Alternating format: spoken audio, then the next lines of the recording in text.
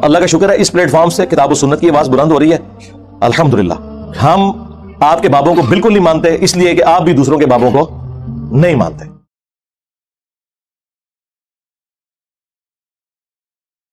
یہ آیت مبارکہ کا حصہ اللہ کے محبوب صلی اللہ علیہ وآلہ وسلم نے تلاوت کیا اس موقع پر جس موقع پر آپ صلی اللہ علیہ وآلہ وسلم نے قبر میں ہونے والے امتحان کا ذکر کیا. بخاری اور مسلم میں آپ صلی اللہ علیہ وآلہ وسلم نے فرمایا کہ بے شک تمہیں قبروں میں آزمایا جائے گا اور تم سے میرے متعلق بھی سوال ہوگا. ما کنت تقول فی حق ھذا الرجل، اس مرد کے بارے میں تمہارا دنیا میں کیا عقیدہ تھا. اور پھر نبی الاسلام نے یہ آیت تلاوت کی، یثبت اللہ الذین آمنوا بالقول الثابت فی الحیات الدنیا وفی الآخرہ. اللہ تعالیٰ ثابت قدم رکھے گا اہل ایمان کو اس سچے قول کے اوپر، یعنی رسول اللہ کو پیغمبر ماننے کی گواہی کے اوپر، اللہ کی گواہی پر، اسلام کی گواہی پر، دنیا کی زندگی میں بھی اور آخرت میں بھی. اچھا، بخاری مسلم میں اس ایک سوال کا ذکر ہے. ترمذی اور ابو داؤد کے اندر 3 سوالوں کا ذکر ہے، اور ظاہر ہے کہ وہ ڈیٹیلڈ حدیث ہے. ترمذی میں الفاظ ہیں من ربو کا، ما دینو کا، اور من نبیو کا. تیرا رب کون ہے، تیرا دین کیا ہے، اور تیرا نبی کون ہے.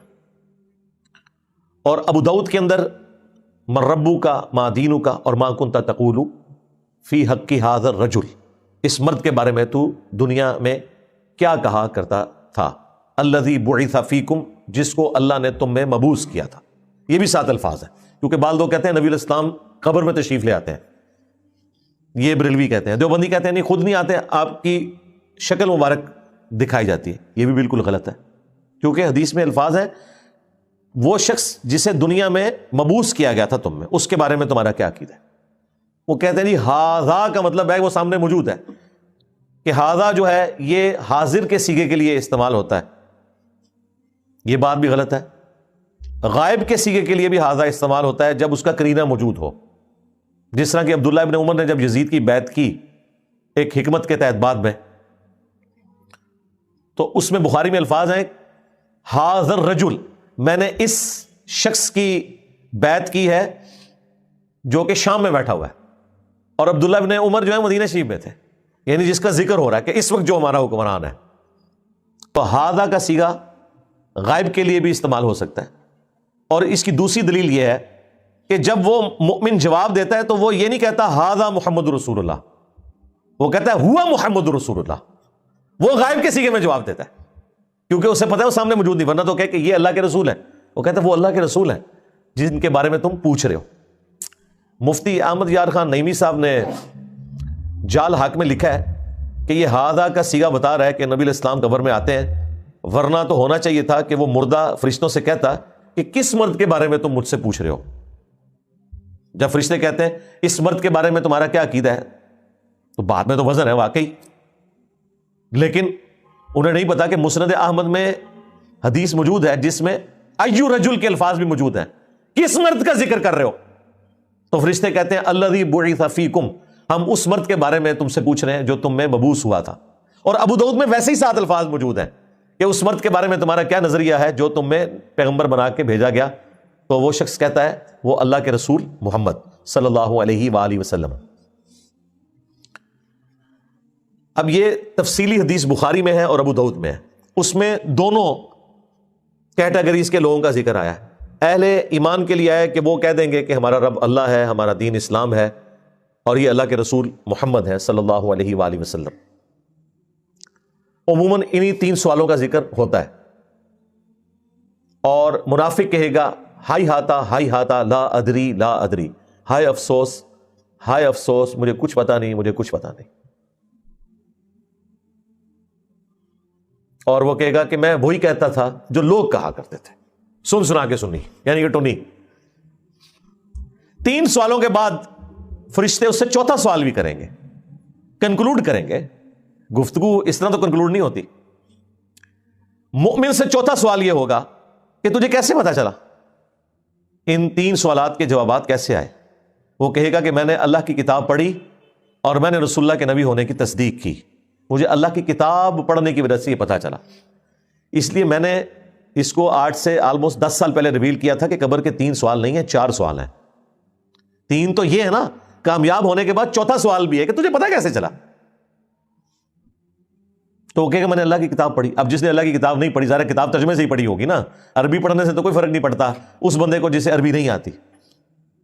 اچھا، منافق جب کہے گا مجھے کچھ پتا نہیں، میں تو وہی کہتا تھا جو لوگ کہتے تھے، فرشتے اس سے کہیں گے چوتھے سوال کے طور پر کہ تو نے خود کیوں نہیں پڑھا یا کسی ایسے شخص سے کیوں نہیں علم حاصل کیا کہ جو لکھنا پڑھنا جانتا تھا، تیرے ساتھ یہ معاملہ نہ ہوتا، تو نے دنیا میں ایسے شخص سے کیوں نہیں رابطہ کیا اگر تو خود نہیں پڑھ سکتا تھا؟ وہ کہے گا میں تو وہی کہتا تھا جو لوگ کہتے تھے۔ تو یہ چوتھا سوال منافق کے کیس میں بھی ہوگا، گنہگار شخص کے کیس میں بھی ہوگا۔ تو یہ قبر کا چوتھا سوال یہ سب سے اہم ہے، کیونکہ یہ ڈراپ سین ہے قبر کے امتحان کا۔ اس کے بعد ہی پتہ چلتا ہے کہ پہلے 3 سوالات میں کس نے کامیاب ہونا ہے۔ اگر کوئی خود نہیں پڑھے گا، ہدایت حاصل کرنے کی کوشش نہیں کرے گا، یا کسی ایسے شخص سے ہدایت نہیں حاصل کرنے کی کوشش کرے گا جو اسے واقعی قرآن و سنت بتائے، یعنی بزرگوں کی تعلیمات نہ بتائے، ورنہ تو یہاں پہ مسئلہ کھڑا ہو جائے گا نا۔ یہ کہتے ہیں علماء سے پوچھیں، اور جب علماء سے پوچھیں ہم پوچھتے ہیں کس علماء سے، کہتے ہیں ہمارے فرقے کے۔ دوسرے علماء کا ذکر کہتے ہیں وہ تو ہی گمراہ ہیں، انہیں کہ وہ بھی آپ کے بارے میں یہی سمجھتے ہیں، اور ہم بھی یہی سمجھتے ہیں کہ دونوں ٹھیک ہی کہہ رہے ہیں، وہ آپ کے بارے میں اور آپ ان کے بارے میں۔ البتہ اگر آپ دونوں بھی ہمیں کوئی بات بتائیں گے جو قرآن و سنت کے مطابق ہے، تو ہمارے نبی نے ہمیں یہی سکھایا ہے کہ شیطان بھی اگر سچی بات کرے تو اس کی تصدیق کرو۔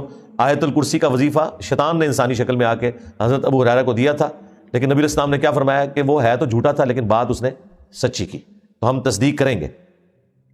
تو یہ عذاب قبر، قبر کے سوالات کے امتحان سے متعلق یہ اہم ترین آیت ہے کہ اللہ تعالیٰ دنیا کی زندگی میں بھی اور آخرت میں بھی ثابت قدم رکھے گا۔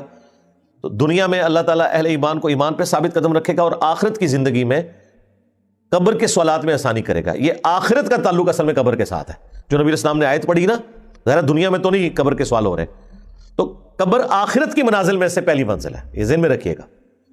قبر کا تعلق دنیا کے ساتھ نہیں ہے، یہ آخرت کی زندگی ہے، کیونکہ مرنے کے بعد کی زندگی ہے۔ تو نبی علیہ السلام نے کہا کہ اہل ایمان کو اللہ تعالیٰ ثابت قدم رکھے گا کلمہ طیبہ کے اوپر، اور اس کی تفصیلات جو حدیث میں آئی، اللہ کے بارے میں، رسول کے بارے میں اور دین کے بارے میں سوال۔ آپ دیکھ لیں، فرقے کا کوئی ذکر نہیں، پیر کا کوئی ذکر نہیں، فقہ کا کوئی ذکر نہیں۔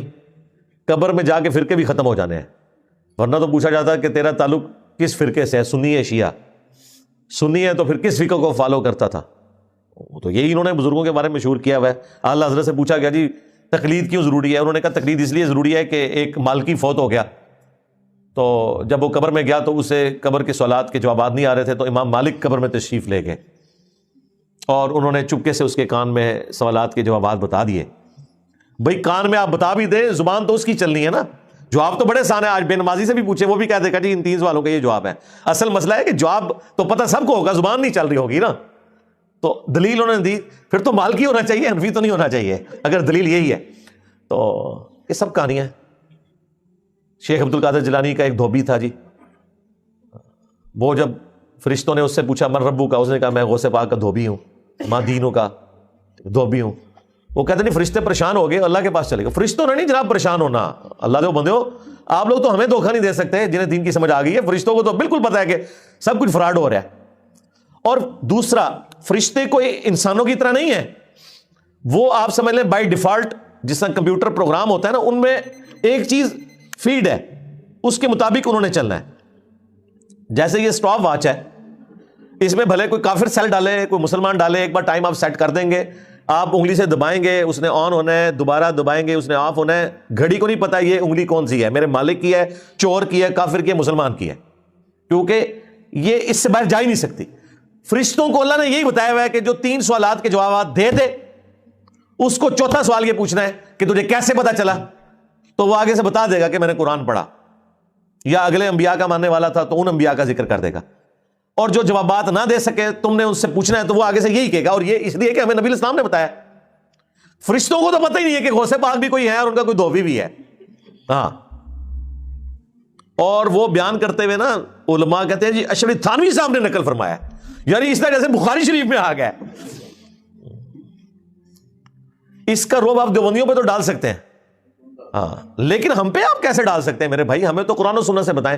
ہم تو کہیں گے کہ بھائی جس نے آپ کو یہ واقعہ بتایا ہے اس سے تو پہلے ہم یہ پوچھیں گے کہ کس نے اس قبر میں کیمرہ فٹ کیا ہوا تھا. آپ کیمرہ لگا بھی دیں تو کوئی قبر کا عذاب تو دیکھ ہی نہیں سکتا، سیدھی سی بات ہے. نہ ان سوالات کی کوئی ریکارڈنگ کر سکتا ہے. یہ کس جھوٹے نے آپ کو بتایا؟ یہ شیطان نہیں آپ کو بتایا، آپ کے بڑے نے، تاکہ آپ لوگوں کو قرآن و سنت کے ساتھ جوڑنے کی بجائے بزرگوں سے جوڑا جائے. بھائی نبی علیہ السلام بتا رہے ہیں کہ جو سوالات کے جوابات دے گا وہ ہوگا کہ جس نے قرآن پڑھا ہوگا، اور ناکام وہ ہوگا جس نے دین کو سیریس نہیں لیا ہوگا. اچھا، نبی علیہ السلام تو بتا رہے ہیں کہ اس کا حل کیا ہے. یہ اس حل کو نہیں مان رہے، یہ کہہ رہے ہیں آپ غوث پاک کے دھوبی بن جائیں.